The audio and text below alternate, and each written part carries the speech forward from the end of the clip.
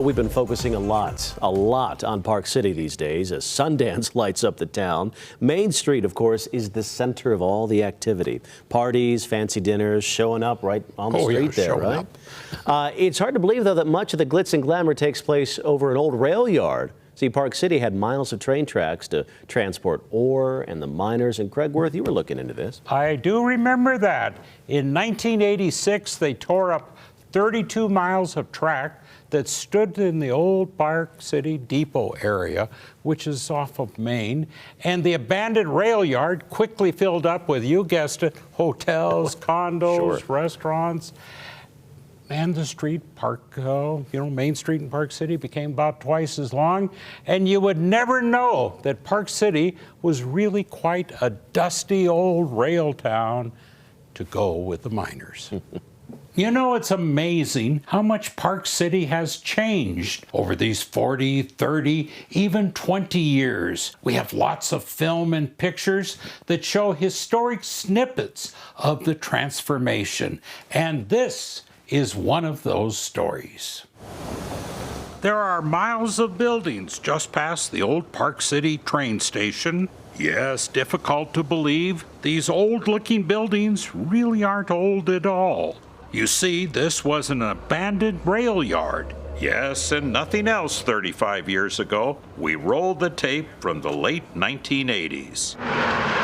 They tore up the track from the vacant land, as a young reporter noted. So the track went from the old town of Park City, across this bed, down to Echo Junction in Weber Canyon, and hauled just about everything, people and all the riches that the mine would give. The queen of the station stood at the end of the line.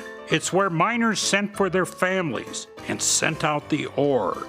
It's where rail workers lived, and look closely, it's where they hung out their laundry. And they worked and remembered the colorful stories down by the tracks. Fay Dearden was the last agent at the old UP Depot. This used to be the red light district down through Deer Valley. The last car was really just part of the old Depot restaurant and one section of track that's now even long gone. This was Fay's home for 2 decades. He knew the track, especially where the snow drifted. That snow, it's what makes it a world-class ski resort now, and back then a world-class challenge. I've seen a time where you couldn't see the depot from where we're sitting for account of snow.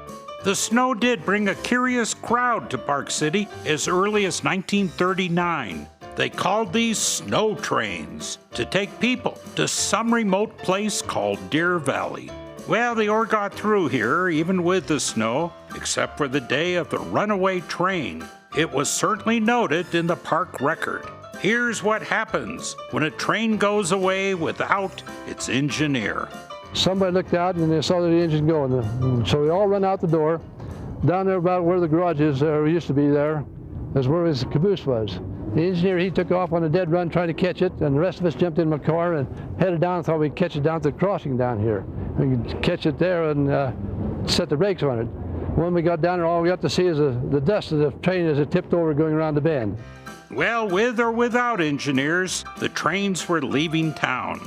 The station closed in 1977, and the last train came through in 1986. And now it's all over. 32 miles of track are gone, and 100 years of stories have a final chapter. And yes, it's all under hotels, condos, and fancy shops. Who could believe it was once an abandoned rail yard? Wow. Yeah, that's that lower part of Main Street. When you go there, and all you saw was dirt and weeds and old rusted track. Not anymore. You know, it really didn't take that long for things to change so fast. Oh, no. I mean, it happened. I think those hotels and condos, I think they came in faster than the trains, I'll tell you that. They were waiting. Yeah. And Nate, Craig says it's been, what was your word to describe the weather in Park City recently? As cold as it is? Well, that we can say on TV. Oh, my gosh. It was like 4 degrees, 3 degrees, and minus. Temperature, yeah. It was terrible. Brutal. It was brutal, right? Brutal. So Bone chilling, teeth chattering. Those are all scientific terms to describe it. Yeah.